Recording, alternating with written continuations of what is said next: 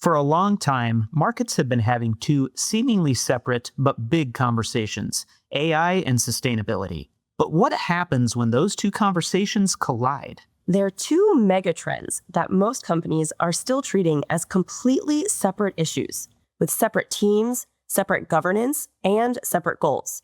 But they're inevitably intersecting. The question is whether we'll be ready.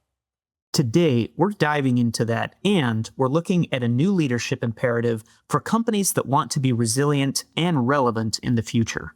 Welcome to the pre-read.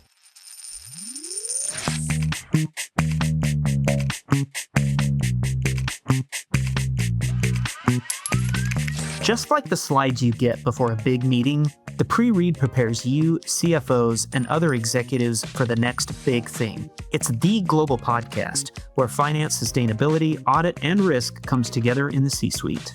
If you're making decisions at scale or need to understand the leaders who are and what they're thinking about, you're in the right place. This is the pre-read, and it's brought to you by Workiva. I'm Steve Soter, accounting enthusiast and Diet Coke aficionado. And I'm Alyssa Zucker, sustainability nerd and equal opportunist caffeine addict. Today, we're joined by Michael Wade, professor for digital and AI transformation at IMD Business School and co-author of Twin Transformation, a gripping tale of how AI and sustainability converge and the race to get it right. The key takeaways from our conversation are twin transformation is an increasingly important imperative. Leaders need to start integrating the AI and sustainability discussions.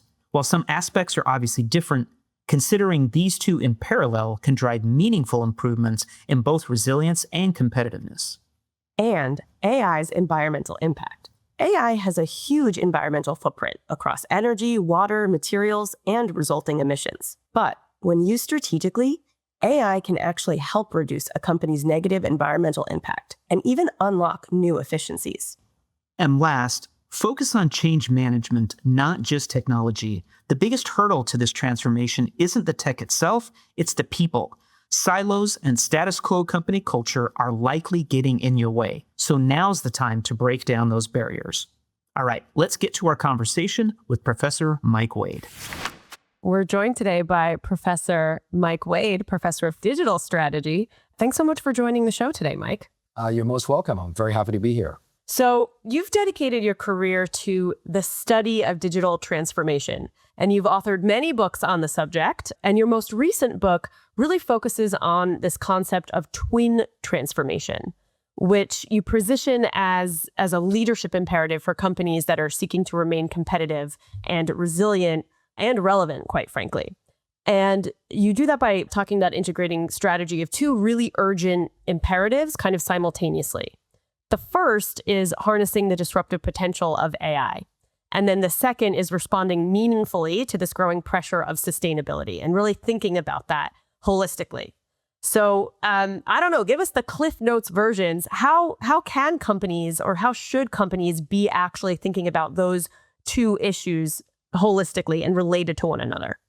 Yeah, that is indeed the premise. If you look back over the last decade, you could argue from a business point of view, there have been two mega trends. One is sort of digital AI related, and the other one is sort of sustainability and ethics related. And so these have been massive trends, massively influential. But interestingly enough, for most organizations, they're treated very separately. So there are separate teams, separate governance, separate KPIs, not a lot of joint projects. So they're kind of happening in parallel, but because they're so big, it's inevitable that we're going to see intersections. And I think we're seeing more of those intersections today, but a lot of organizations struggle to actually make that work. So when we think about the synergies and we think about the expectations for companies that are undertaking this, what could we expect by engaging in those twin strategies and tying them together as opposed to treating them as two separate and distinct things? Well, I think the key is to try and improve performance. I think that's what it comes down to. And when we think about, digital technologies and AI, they are also linked to performance, but the performance is typically economic performance. It's reducing costs, increasing revenues, that type of thing, being more efficient, more productive, all that stuff.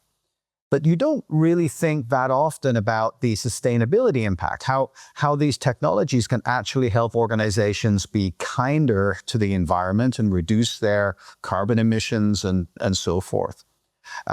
So I think just putting that on the table as another potential objective and goal of these technologies is a good starting point, but it's only a starting point. Actually making it work, that's the bigger challenge. Are there any practical sort of tips or advice or things that companies should be looking out for where they say, okay, if this, then that, or hey, when I see this happening over here, I could leverage that as an opportunity over there to improve both? And one of the things I immediately go to in this conversation is the cost of AI from electricity consumption, data center, that kind of thing. To me, that can feel almost the complete opposite of a sustainability message. Yeah, and you're absolutely right. A lot of the narrative recently is on the negative impacts of AI in particular on the environment. I mean, it is absolutely true what you say. The data centers that you need for these technologies, they consume a massive amount of power. They create a lot of heat, which means they need a lot of water.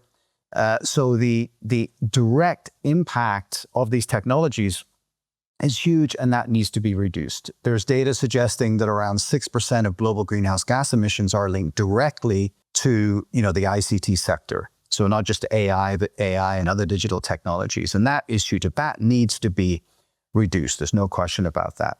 On the other hand, there's ways that these technologies can help reduce negative impacts elsewhere. And there's some data suggests that could be up to 20% of total greenhouse gas emissions could be reduced.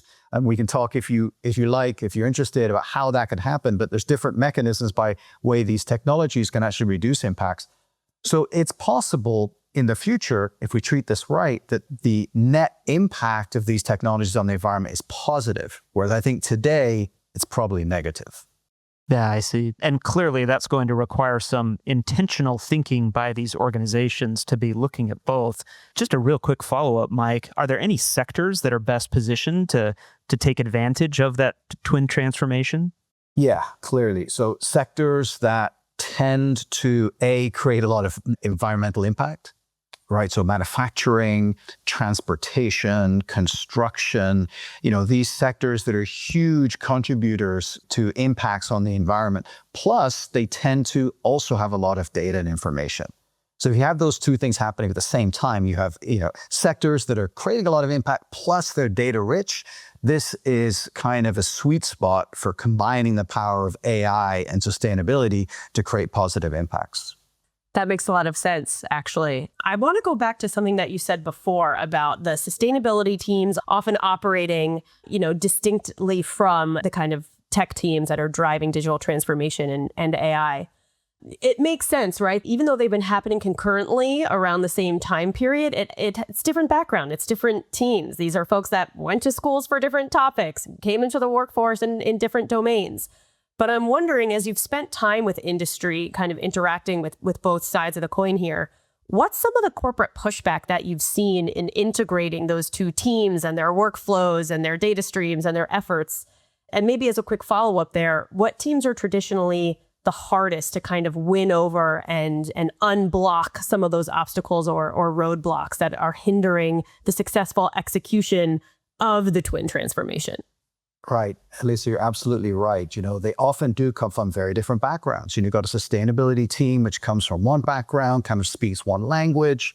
And then you have, a digital AI technology IT team, which is often culturally very, very different. So they don't even, necessarily talk to each other in the same way. So getting, bridging those gaps, I think is super important. And, that can happen very, very practically. So putting some digital or AI people on sustainability teams, just one or two, and vice versa, right? Putting just somebody from sustainability on an AI team or a, IT or digital product development team or something like that, just to get that cross-fertilization of ideas. And I can tell you, this is really not happening. But to go back to your question, Alyssa, it's not just the digital AI and sustainability teams that tend to be blockers here. You have other blockers in organizations, right? Operations looking like, come on, this is all too theoretical. We got to get stuff done. They're not that interested. Finance teams also looking at the cost. Where's the payback here? Is this going to cost us money or save us money? And sometimes the biggest blockers are actually the IT departments, right? They look at this and going, this is supposed to be what we do, right? Why are you muscling in on our territory? So it's all kinds of, barriers and blockers in organizations that kind of getting in the way of these, of the synergy here. It's another good point. I think that that's something that we frankly don't maybe give as much airtime to or acknowledgement of, but that real change management piece in that this is something that permeates across all disciplines and functions of a company. It's not siloed, but yet at the same time, it is technology. So it feels like the IT team has, a vested stake there. If I can actually just shift for a second, you brought up already the kind of differing perspectives on the impact or benefit of AI in terms of it unlocking efficiencies and productivity, but then also the incredible energy and environmental impact of actually running all of these models. And so when I think about that specifically in the terms of decarbonization, those are the two same sides of the coin in that AI can unlock operational efficiencies. It can, this is the second time I'll mention this one, but Moore's Law really up on the curve of just ability to operate and open up new advances and progress.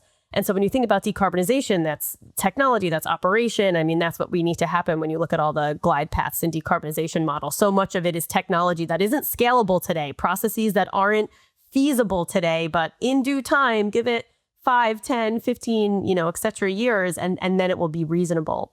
But when you think about that, how do you think about the time horizon of when that lever will switch, so to speak? I'm curious, A, what side you fall on in the kind of advocate or opponent debate, and then where you see reasonably that timeline kicking in, where it really does shift from, it's still working itself out, not quite there yet. There's opportunity, but it's not fully realized, to, oh no, this is clearly a positive impact. So I think the technology is here today. It's not being leveraged to the extent that it could be, but there's no reason why we couldn't shift that from kind of a net negative impact to a net positive impact very, very shortly. And I think there's 3 mechanisms through which we can do that. The first one is just by providing transparency. I think, most people, most organizations, do legitimately want to reduce their negative impacts on the planet. They do, but they don't necessarily know what they should be doing or not doing because they don't have transparency on the data. So they don't know where the impact is coming from. This September, come together with leaders in finance, accounting, audit, and sustainability at Workiva Amplify. Learn together as experts unpack the latest regulatory shifts, AI innovations, and market trends. Grow together in thought-provoking keynotes and live demos of the platform built for assured, integrated reporting. Innovate together with a look at how connected data and native AI can streamline work and create value. Join us in DC or virtually. Register now at workiva.com/PR-amplify. That's workiva.com/PR-amplify. Just to take a practical example, I guess, Steve and Alyssa, you have electricity to your home, right? You get power into your home, and there's a company that's providing that electricity. How often do you get a bill? How often do you get an invoice from your power company for the electricity that you use in your home? Well, I don't know about everybody else here, but I'm going with monthly. Every single month. Single month. Okay. I was going to say, and I get a bill, but I mean, they just take it from my account. So whether I agreed with it or am even looking at it or not, they're getting the money. Right. So they're getting the money anyway, and you get a bill and it's coming out of your account, so you maybe don't look at it that closely. But let's say that you really want to reduce your personal impact on the environment. This is just not helpful, right? To get just one number, this is the total amount of power that you've used this month. That doesn't tell you what you really need to know, which is, how much does my water heater use versus my air conditioner versus my TV versus when I charge my phone. If you have that level of granular data, real time, and you can see what things are using, then you can make intelligent decisions and choices about what to do, what not to do, when, and so forth. So you just don't have the transparency. And I think a lot of organizations are in the same boat. they may be doing things, but they may not be doing the right things because they just don't have the data. And I think this is one way that AI can help, right? You can measure, you can use sensors to really measure in full detail the impact that you're having.